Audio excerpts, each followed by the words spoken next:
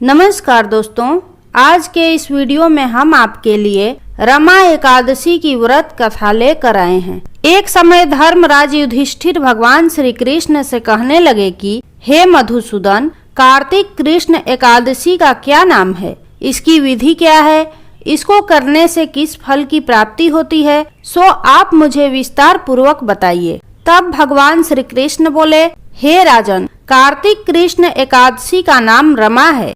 यह बड़े से बड़े पापों का नाश करने वाली है। मैं आपको रमा एकादशी की एक प्राचीन कथा सुनाता हूँ, ध्यान पूर्वक सुनिए। प्राचीन काल में मुचुकुंद नाम का एक राजा था, जिसकी मित्रता इंद्र, कुबेर, यम, वरुण आदि से थी। यह राजा बड़ा धर्मात्मा, विष्णु भक्त और न्याय के साथ राज करता था। उस राजा की एक कन्या थी, जिसका नाम चंद्रभागा था। उस कन्या का विवाह चंद्रसेन के पुत्र शोभन के साथ हुआ था। एक समय शोभन अपने ससुराल आया। उन्हीं दिनों पुण्यदायिनी रमा एकादशी भी आने वाली थी। जब व्रत का दिन समीप आ गया तो चंद्रभागा के मन में अत्यंत सोच उत्पन्न हुआ कि मेरे पति अत्यंत दुर्बल हैं और मेरे पिता की आज्ञा अति कठोर है।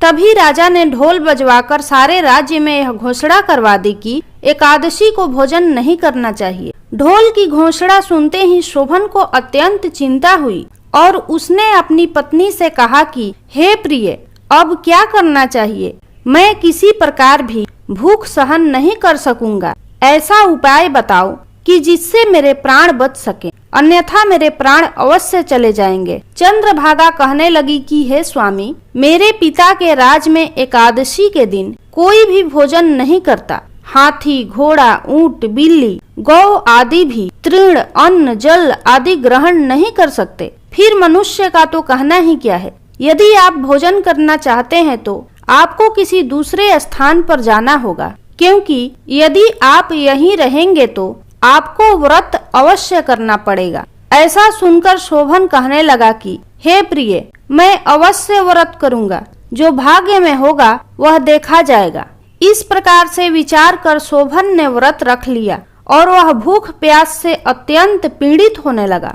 जब सूर्य नारायण अस्त हो गए और रात्रि को जागरण का समय आया, जो वैष्णवों को अत्यंत हर्ष देने वाला था, परंतु शोभन के लिए अत्यंत दुखदायी हुआ।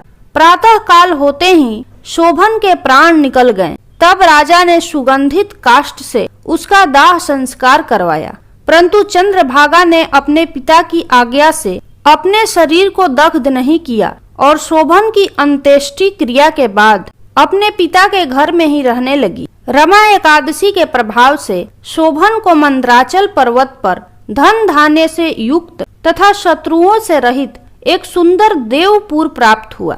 एक समय मुचुकुंद नगर में रहने वाले एक सोम शर्मा नामक ब्राह्मण तीर्थ यात्रा करते हुए उधर जा पहुँचे और उन्होंने शोभन को पहचान लिया और शोभन से पूछा कि हे राजन, हमें आश्चर्य हो रहा है। आप अपना वृतांत कहिए कि ऐसा सुंदर नगर जो न कभी देखा न सुना, आपको कैसे प्राप्त हुआ?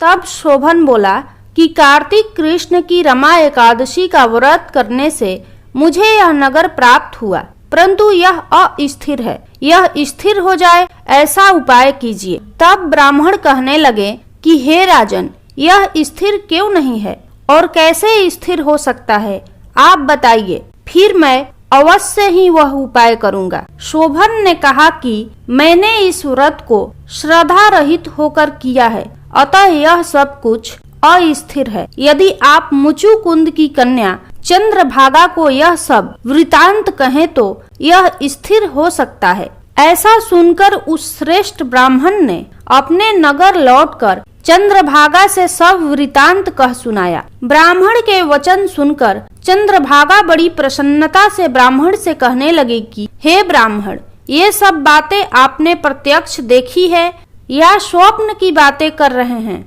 तब ब्राह्मण कहने लगे कि हे पुत्री, मैंने महावन में तुम्हारे पति को प्रत्यक्ष देखा है, साथ ही किसी से विजय न हो ऐसा देवताओं के नगर के समान उनका नगर भी देखा है। उन्होंने यह भी कहा कि यह स्थिर नहीं है, जिस प्रकार वह स्थिर रह सके सो उपाय करना चाहिए। चंद्रभागा कहने लगी, हे विप्र, आप मुझे वहां ले चलो।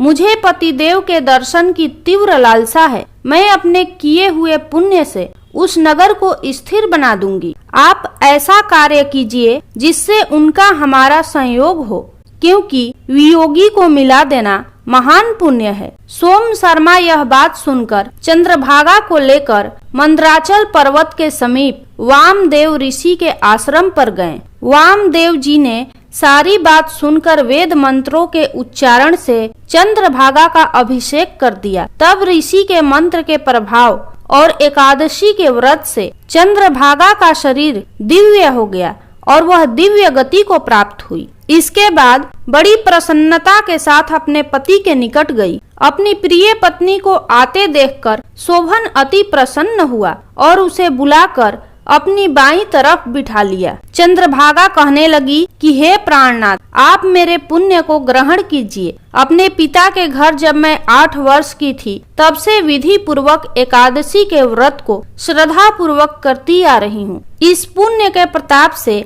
आपका यह नगर स्थिर हो जाएगा तथा समस्त कर्मों से युक्त होकर प्रलय के अंत तक रहेगा। इस प्रकार चंद्रभागा दिव्य आभूषणों और वस्त्रों से सुसज्जित होकर अपने पति के साथ आनंद पूर्वक रहने लगी। कथा का समापन करते हुए भगवान श्री कृष्ण बोले, हे युधिष्ठिर महाराज, जो व्यक्ति रमा एकादशी की व्रत कथा का श्रवण करता है वो सभी पाप कर्मों से मुक्त होता है और उसे भगवान श्री हरि विष्णु के परम धाम बैकुंठ की प्राप्ति होती है। इसलिए अति पुण्यदायी रमा एकादशी का पालन प्रत्येक व्यक्ति को अवश्य करना चाहिए। यदि आपको यह कथा पसंद आई हो तो कमेंट बॉक्स में श्री विष्णु भगवान की जय जरूर लिखें।